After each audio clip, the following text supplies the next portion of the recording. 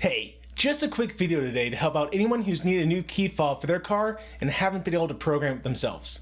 For the past year, my key fobs have been slowly dying, and I decided this was becoming a safety issue for my wife and kids, but the dealership quoted me $750 to get the keys and program them. And unfortunately, since 2014, the maker of my cars removed the ability for you to do this yourself in an effort to force you back into the dealership. Thankfully, I have a better way for you, provided you have a Jeep, Chrysler, Dodge, or Ram vehicle. All you need is an OBD-II Bluetooth reader, the key fobs that you want to program, and the OBD Jscan app, and obviously an Android or iOS device. Now I use this OBD-II scanner that cost me like $15, some key fobs that cost me $20 for the pair of them, my Android phone, and the OBD Jscan app, which costs $25.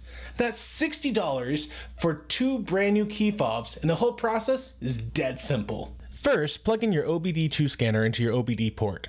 This will be located underneath your steering wheel by the pedals. Make sure you have your original key fob inserted in the ignition switch in the off position. Next, download the OBD Jscan app for your device.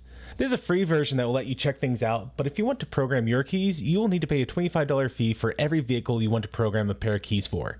Open up the OBD Jscan app and go to the tab for your manufacturer, then select your vehicle from the list displayed. It will prepare the information that's available for your vehicle and then ask you to select how you will connect to your car's OBD-II port.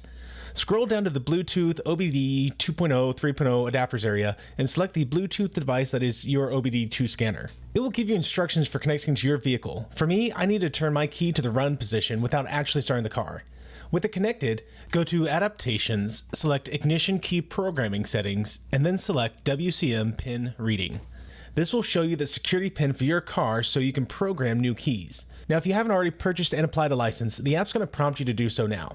If you purchased the license but haven't applied it yet, it's going to ask if you want to apply your license you just bought to this vehicle's VIN number. Once the license has been purchased and applied, you'll be able to press Go to read your car's PIN number. Now you can see, for me, it automatically detected that my car was using WCM version 6, which was wrong. Some of the models of my car does use version 6, but mine uses 5, so reading my PIN kept failing until I changed it to WCM 5. You won't damage anything by using the wrong version number to read your PIN, it's just going to fail. So if the auto detect version doesn't work, open the available options list and choose a different version that your model is also listed under. And even when I had selected the right version, it took a couple tries to work. I eventually had to turn off my car, open the door to get it to fully shut off, and reconnect to my OBD-II scanner and select the correct WCM version before letting it try to read with the wrong version, before it would get a successful read. With the pin in hand, remove your original key fob and insert the fob you want to program. Then go back to the Ignition Key Programming Settings menu and select WCM Ignition Key Programming. Press Go on the next screen, read the warning message on the following screen, and do whatever it tells you to do. For me, it wanted the key fob I was about to program placed in the run position on the ignition switch. And once I had done that, I pressed Go. It's going to ask for your vehicle's PIN number that you just got, so enter it here and press Go. Now if it fails at this point, that's okay. You can program it again. For me, there were no issues. It told me the key was successfully programmed and I could either insert another key for programming or turn my car off for at least 45 seconds before starting the vehicle with the new key. I don't need to program anything else at this point, so I'll press Go and then exit out of the app.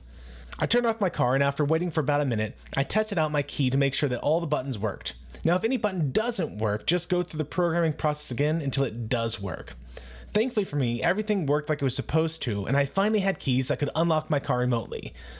I hope this helps anyone in the same boat, and until the next time, may the Lord bless you and keep you. May he cause his face to shine upon you and be gracious to you.